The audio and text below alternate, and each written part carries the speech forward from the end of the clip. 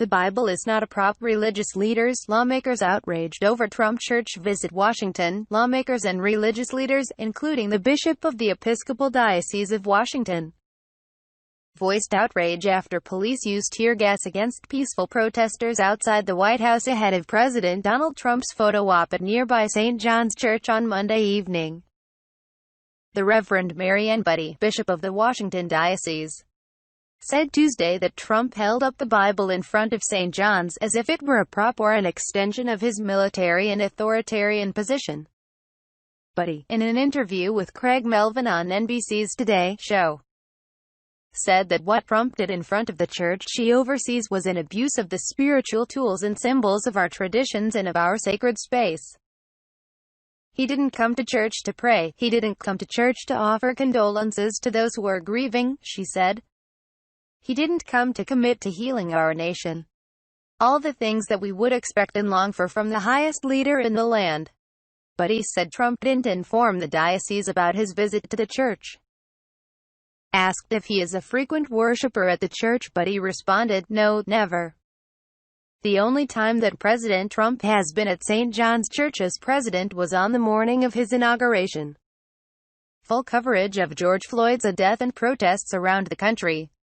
Father James Martin, a prominent Jesuit priest and author, said in a statement to NBC News, using the Bible as a prop while talking about sending in the military, bragging about how your country is the greatest in the world, and publicly mocking people on a daily basis, is pretty much the opposite of all Jesus stood for.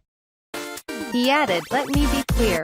This is revolting. The Bible is not a prop. A church is not a photo op. Religion is not a political tool. And God is not a plaything." Rabbi Jacques Moline, president of Interfaith Alliance, said in a statement Monday, seeing President Trump stand in front of St. John's Episcopal Church while holding a Bible in response to calls for racial justice, right after using military force to clear peaceful protesters out of the area, is one of the most flagrant misuses of religion I have ever seen.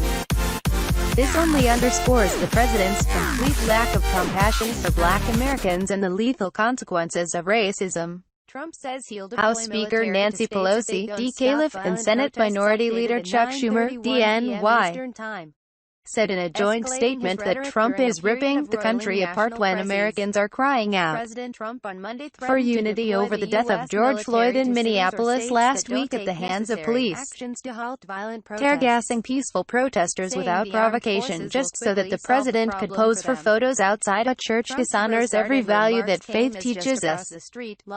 We call upon the president, law enforcement and all entrusted with responsibility to respect the dignity and rights of all Americans, Pelosi and Schumer said. The pair of Democratic leaders said the nation needs real leadership during this challenging time and added, the president's continued fanning of the flames of discord, bigotry and violence is cowardly, weak and dangerous. The fierce reaction came after U.S. Park Police and National Guard troops around 6:30 p.m. Eastern Time began using tear gas and flashbangs against protesters demonstrating peacefully around Lafayette Square next to the White House, sending the crowd running in all directions. Trump delivered brief remarks in the White House Rose Garden as this unfolded just steps away, and he said that he will fight to protect the rights of peaceful protesters. After the president made his statement, it became clear that the crowd was dispersed because he and other White House officials walked over to St. John's Church across the street in which Trump took photos outside of it, holding a Bible. "What the hell did we just watch?" tweeted Representative Donna Shalala, v. Florida. "Fascism in the flesh," tweeted Representative Bill Pascrell, DNJ.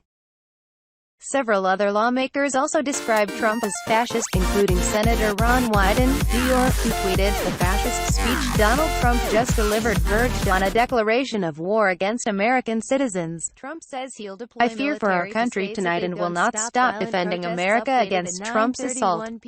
Addressing Trump directly about the police tear-gassing peaceful demonstrators, Sen. Catherine Cortez Masto de Neve tweeted, "The Bible can't help you if you don't open it." He handled the Bible like the ape handled the bone in 2001, A Space Odyssey. Republicans, meanwhile, rallied behind Trump. Historic moment as a POTUS Trump reclaimed St. John's Church for America. God bless America, tweeted Representative Peter King, RNY. Incredibly powerful moment as it real Donald Trump walked to St. John's Church, where every past president since Madison has prayed for the well-being of our country. We must come together as a country, and I thank it POTUS for leading the effort to protect law and order, tweeted Representative Doug Lamborn, Arcolo. The walk Trump made through the burned-out and graffiti-covered Lafayette Park, Rep. Bill Johnson, our Ohio, tweeted, was a powerful reminder that Americans will not be intimidated by lawlessness and violence.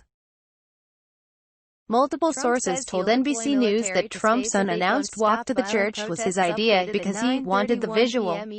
The president was frustrated by news reports that Secret Service officers ushered him to the White House bunker during Friday night's unrest.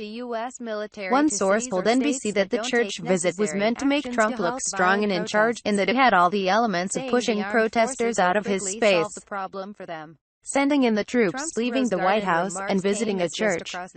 Sources told NBC the White House thinks the photo op was successful and went great. Download the NBC News app for full coverage and alerts on this story. Asked for comment about the use of force on a peaceful demonstration, White House spokesperson Judd Deere said in a statement, "The perimeter was expanded to help enforce the 7 p.m. curfew in the same area where rioters attempted to burn down one of our nation's most historic churches the night before." Protesters were given 3 warnings by the U.S. Park Police. Several journalists covering the protests in the park report that they did not hear any such warnings. District of Columbia Mayor Muriel Bowser blasted Trump for what police did to demonstrators outside the White House, which occurred before the 7 p.m. Eastern Time curfew she had instituted for the city. "I imposed a curfew at 7 p.m. A full 25 minutes before the curfew, and without provocation, federal police used munitions on peaceful protesters in front of the White House. An act that will make the job of a D.C. Police Department officers more difficult. Shameful. D.C. residents, go home. Be safe," Bowser tweeted.